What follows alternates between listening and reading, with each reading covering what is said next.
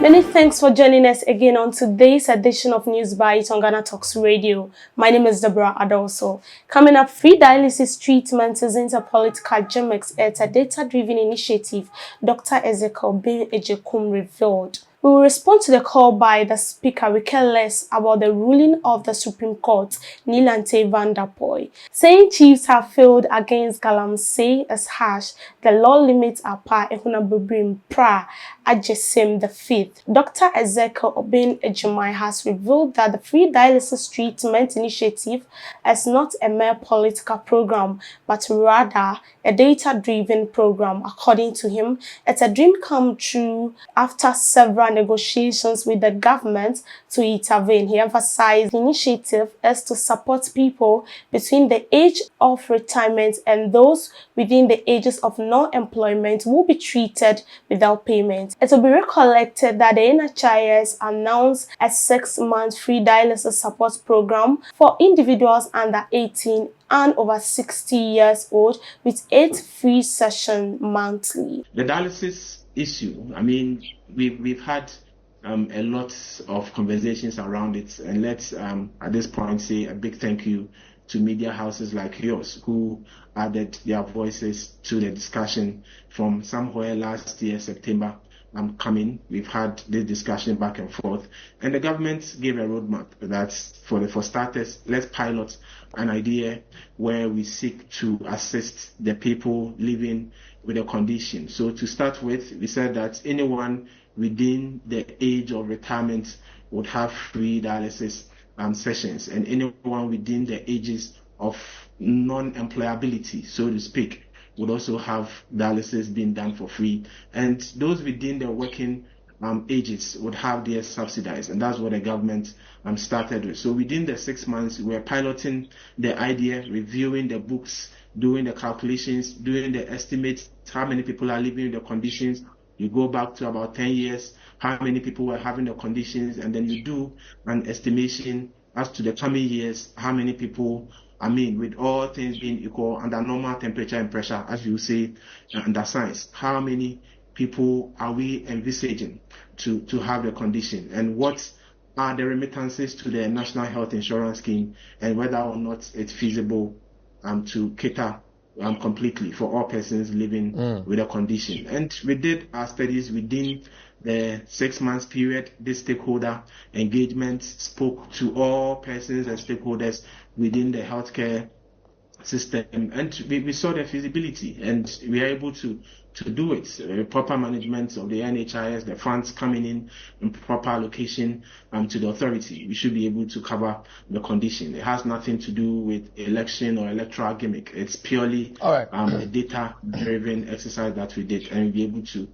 do that. Moving on to other story, Member of Parliament for Ododo lante Vanderpuye recently made a bold statement regarding the Supreme Court's ruling on the vacant seat saga. According to his assertion, the NDC do not care about the Supreme Court decision and would instead follow the Speaker of Parliament's instruction. He insisted the NDC will not respond to the call of Parliament to transact any business if the New Patriotic Party are not ready to do the work. If the Supreme Court thinks that they have that authority to change the status quo in Parliament, then they should arrogate to themselves the power to order Parliament to sit tomorrow.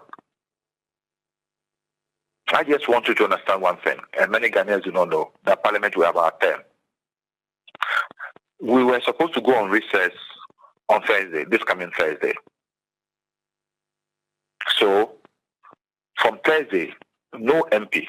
I'm not the leader of our side, but no MP from our side will respond to any call to leave the field and come to the House.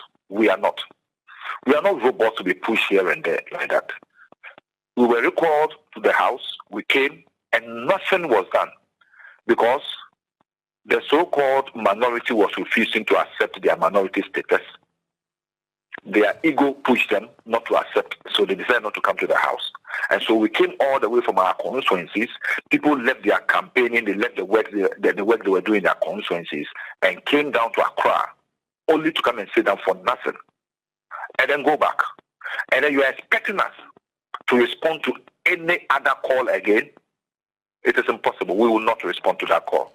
We don't care about the ruling of the Supreme Court. We will respond to a call by the Speaker of Parliament. And we will sit down and evaluate that call, look at the timing, and see whether it is convenient for us to take that decision to leave our constituencies and come and sit down in Parliament to do government business. I can say this is the decision of many of us on our platform. From the discussions we've had so far since the verdict came out, majority, close to 99% of us, have decided not to respond to any call to come to the House to transact any business, because we have much more important things to do in our constituencies. If the MPP are not ready to do the work of Parliament, we are not ready to assist them. And our last story for today, Ehunabobrim Prah Agyensaim VI, paramount chief of the Asin Eburenchi traditional area, believes that saying chiefs have failed against Galamsey is harsh, as the Lord limits their power. He stressed they can only execute their power if the Supreme Court empowers them to do so. Although the lands belongs to them, however, they face challenges in taking decisive action due to legal constraints. There are other things in life more than law. Live, let's live. Humanity. Supreme Court could have decided that, if all the palaces refuse to adjudicate on civil cases, the whole judicial system in Ghana will collapse. At least the Supreme Court ought to have known that chiefs are allowed to adjudicate on civil cases. So the Supreme Court could have said, as long as the matter is a civil matter, you are compelled to go and see the chief.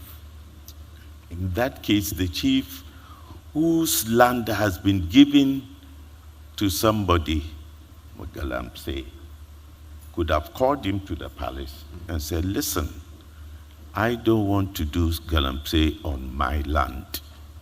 So please if you're going to continue, put my land, I was going to say down, and leave. Even that the chief cannot do.